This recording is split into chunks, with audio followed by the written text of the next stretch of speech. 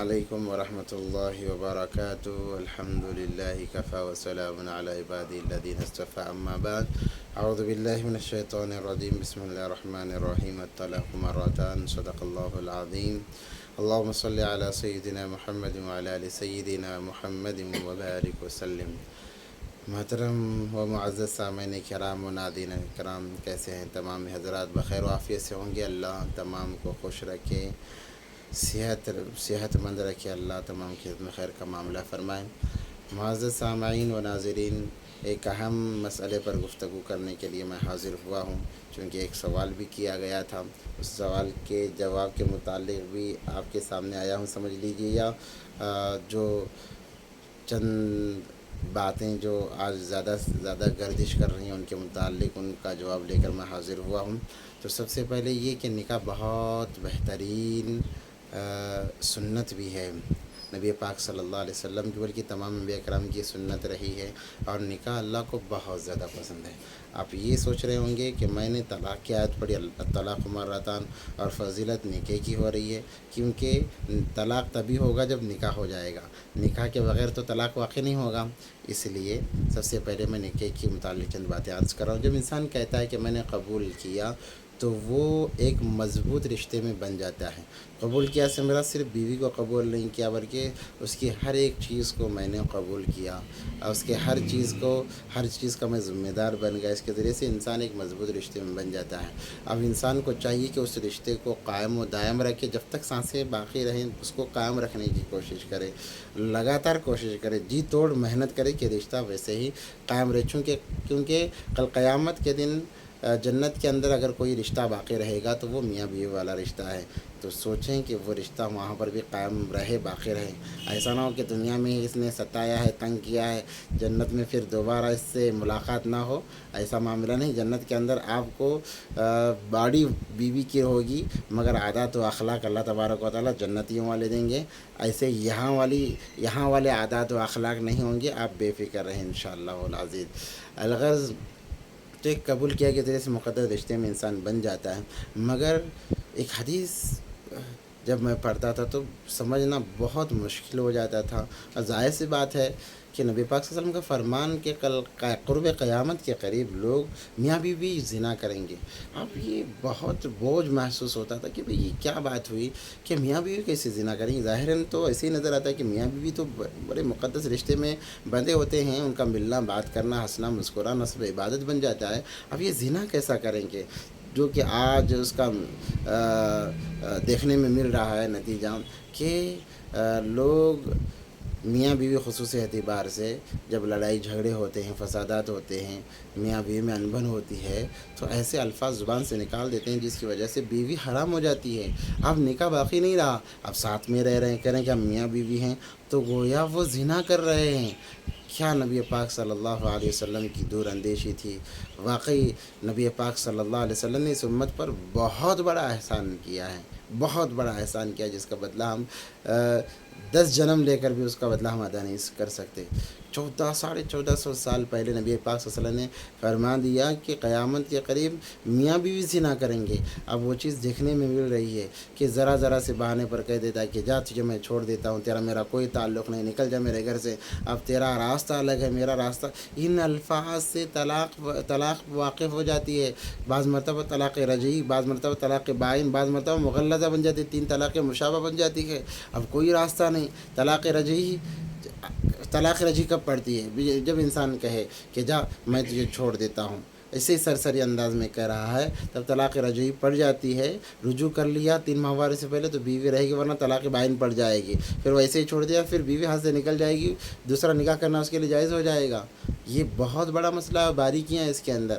اور اگر شدت سے کہتا ہے کہ اب میرا تیرا کوئی تعلق نہیں، میری زندگی سے نکل جا، ہم سوچتے ہیں کہ ہم طلاق کے الفاظ نہیں استعمال کر رہے ہیں، یہ کنایتاً الفاظ ہیں جو طلاق کے الفاظ کے بالمشابہ کھڑے ہوتے ہیں، اس سے طلاق ضرور واقع ہوتی ہیں۔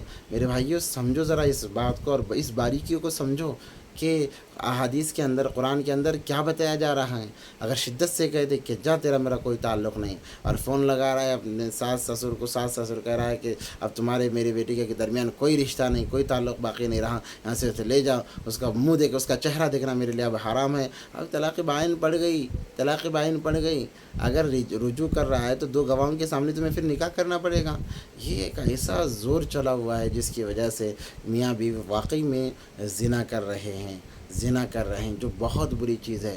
دیکھو اللہ کو اس سے بہت غصہ آتا ہے, شیطان بڑا خوش ہوتا ہے. جب کوئی بندہ نکاح کرتا ہے تو اللہ خوش ہوتے ہیں, اور جب کوئی بندہ طلاق دیتا ہے تو اللہ کا عرش ہلنے لگتا ہے اور شیطان خوشیاں مناتا ہے. ویسے بھی ایک لطیفہ ہے, شیطان ہر روز یا مہینے میں ایک مرتبہ سمندر کے بیچوں بیچ بڑا تخت شاہی تخت لگا کر بیٹھ جاتا ہے اور اپنے چیلوں کو بلاتا ہے, ادھر سے آؤ, تم آؤ, فلانے آؤ, آ کر اپنی کارگزاری سناؤ, تم نے کیا کیا فسادات کیے ہیں.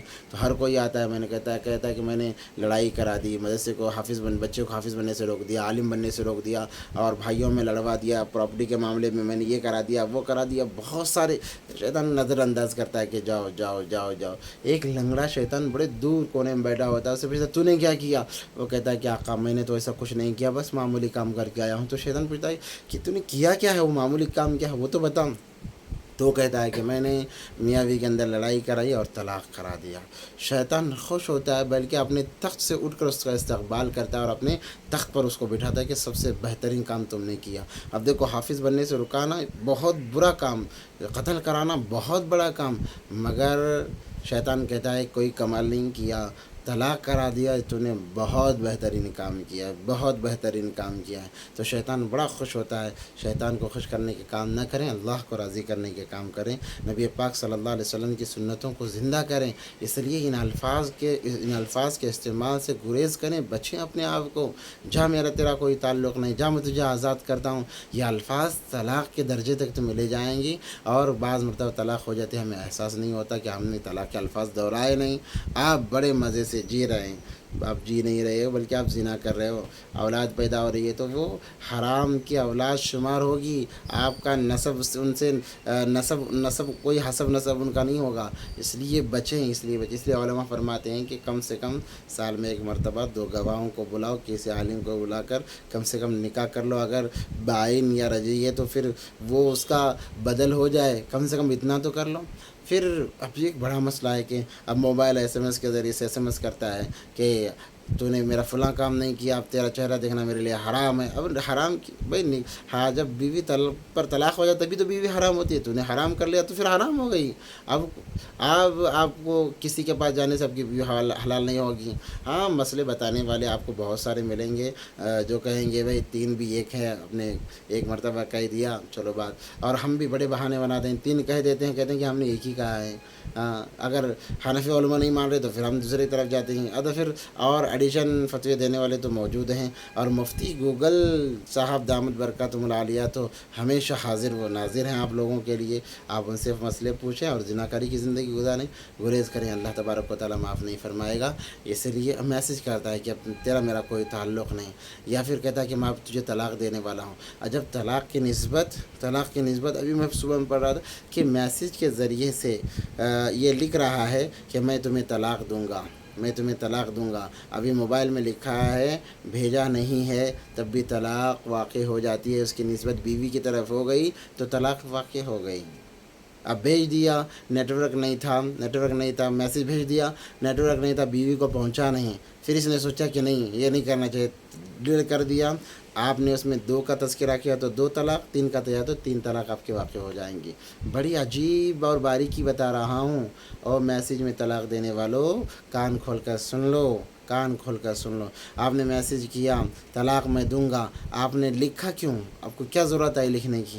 آپ نے جب اس کی نسبت اپنے بیوی کی طرف کر کے لکھ دیا, ضروری نہیں بیوی سنے, بیوی سننا کوئی ضروری نہیں بیوی پڑھے, آپ نے لکھ دیا, طلاق واقع ہو جاتی ہے. اس لیے یہ اگر اور اس کے اندر کچھ ضروری اور اس کی باریکیوں کو معلوم کرنا, اس کے اندر کیونکہ ویڈیو پھر لمبا ہو جائے گا, بڑا ہو جائے گا, آپ حضرات ویسے بھی ہماری پوری ویڈیوز دیکھتے نہیں ہیں، اس لیے برائے مہربانی جب جو بھی ویڈیو ڈالی جاتی ہے اس کو برائے مہربانی پورا دیکھیں تاکہ کچھ باتیں سمجھ میں آ جائیں۔ اگر اور بھی کچھ معلوم کرنا ہے تو اپنے قریبی علماؤں سے اس کی باریکیاں معلوم کریں، یا پھر ہم سے بھی رابطہ کر سکتے ہیں۔ ہمارا نمبر بھی اس کے ہمارے چینل کے نیچے لکھا ہوا ہے 7760433673۔ اگر کسی کو کوئی بات معلوم کرنا ہے تو وہاں پر بھی کال کر سکتے ہیں۔ اللہ سے دعا ہے کہ اللہ ہم تمام کو ان باتوں پر عمل کی توفیق عطا فرمائے۔ وآخر دعوانا ان الحمد للہ رب